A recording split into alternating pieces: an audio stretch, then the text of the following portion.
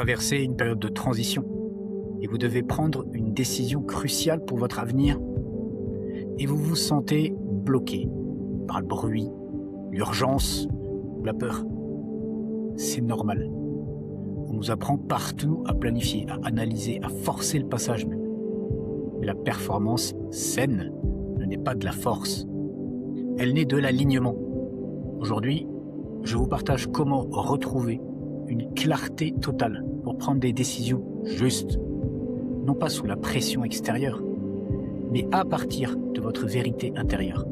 Ma promesse en tant que coach, c'est de vous prêter mes oreilles pour que vous entendiez et ma bouche pour que vous puissiez vous dire. D'où l'intérêt de pouvoir être dans un face-à-face et dans un mode de questionnement pour vous faire prendre conscience en vous auto-évaluant des décisions que vous avez à prendre et de trouver l'audace de passer à l'action.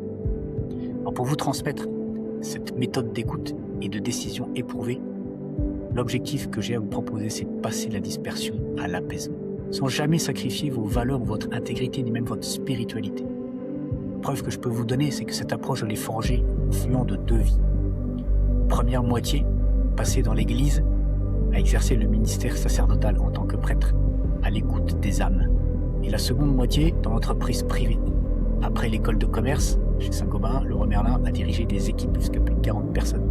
C'est ce double regard qui m'a permis d'accompagner le père Arnaud. C'est ça qui l'a intéressé justement, d'avoir comme ça cette forme de double compétence, à la fois ecclésiale et puis de l'entreprise privée. Face à un immense défi pastoral, il avait besoin de poser les bases d'un leadership serein. Alors pour vous aujourd'hui, je vous propose d'avancer en 3 étapes simples. D'abord, de clarifier les différents types d'accompagnement, d'identifier ensuite votre vocation profonde et enfin, de poser un plan d'action qui soit durable. Le bénéfice, c'est que vous n'aurez pas de théorie abstraite, mais bien une boussole intérieure immédiatement utilisable pour vos choix dès aujourd'hui. Alors attention, juste avant le premier pilier que je vais vous donner, il existe un piège dans lequel tombent presque tous ceux qui cherchent à s'orienter. Et ça, c'est l'expérience qui parle. Un piège qui fait s'effondrer toutes les décisions. Je vous explique cela dans 2 minutes.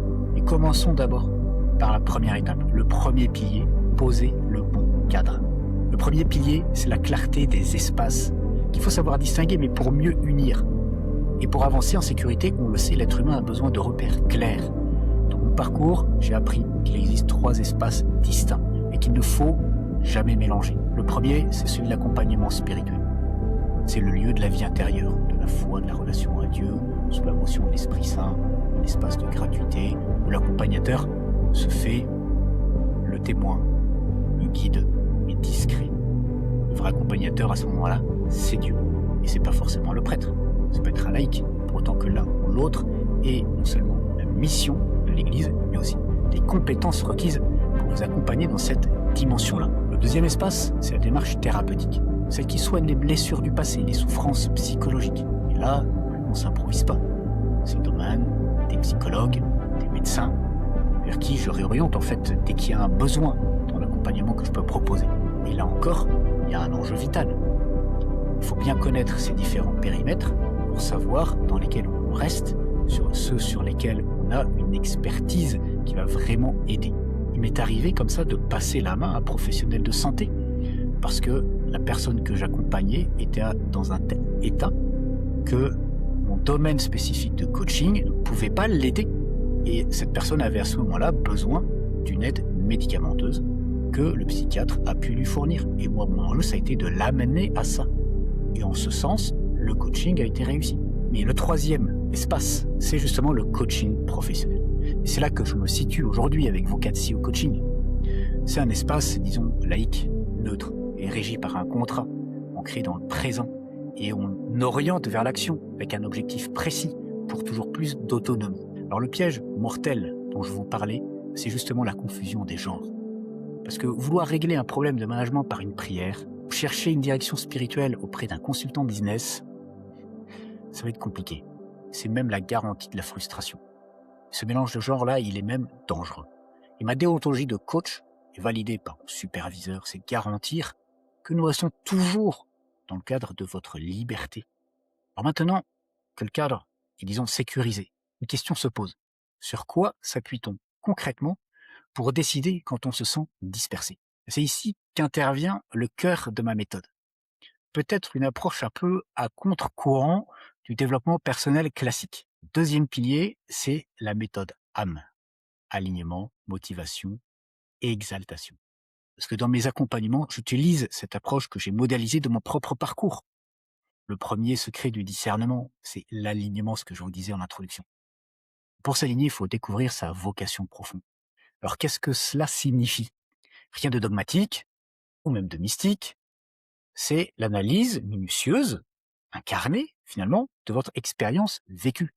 C'est l'intersection exacte entre deux réalités, ce que vous avez reçu et ce que vous êtes appelé à donner au monde.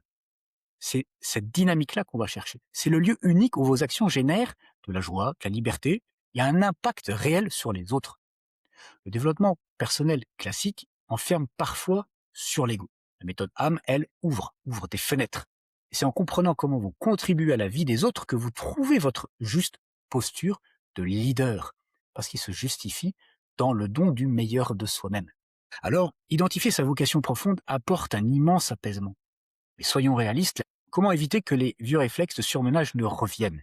Pour cette troisième étape, je vous partage le réflexe quotidien pour activer cet alignement.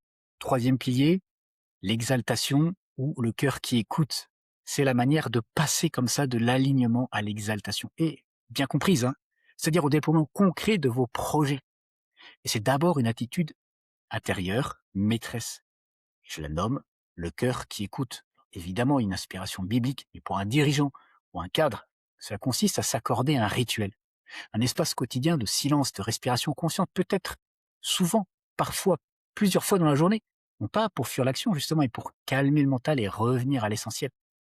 Et c'est dans ce calme qu'on cultive l'accueil inconditionnel de la réalité, son jugement, qu'on décide avec ce cœur qui écoute, à l'écoute de sa vocation profonde, parce que ça va résonner et on va voir si c'est cohérent ou pas. Et on cesse de vouloir tout contrôler, on cesse de vouloir savoir à la place des autres. On devient un leader miroir, capable de poser les bonnes questions pour révéler le potentiel des autres, de son équipe. Alors le plan d'action devient fluide, organique. La performance s'installe et on dure sans s'épuiser. Vous avez maintenant, même rapidement, des repères essentiels pour votre chemin. Veillez à ne pas confondre les registres de votre vie. Cherchez votre point d'alignement, la vocation profonde, qui est un point d'ancrage. Habitez vos journées avec ce cœur qui écoute, et vous allez en faire le lieu de votre ressourcement, de votre discernement et de votre engagement. Alors aujourd'hui, si vous ressentez le besoin d'être soutenu, pour clarifier votre trajectoire, réorganiser votre posture de leader, sachez que je mets mon histoire et mes outils au service de la vôtre. Je vous propose simplement de prendre un temps pour nous parler. Et vous trouverez dans la description le lien direct pour prendre rendez-vous. C'est un temps de coaching offert, prend 30 minutes, plus s'il y a besoin, sans pression. On regarde ensemble où vous en êtes et si la méthode AM peut vous aider à trouver la paix et l'élan. Prenez soin de votre vie intérieure et de vos engagements. Je vous dis à très bientôt en coaching ou dans une prochaine vidéo.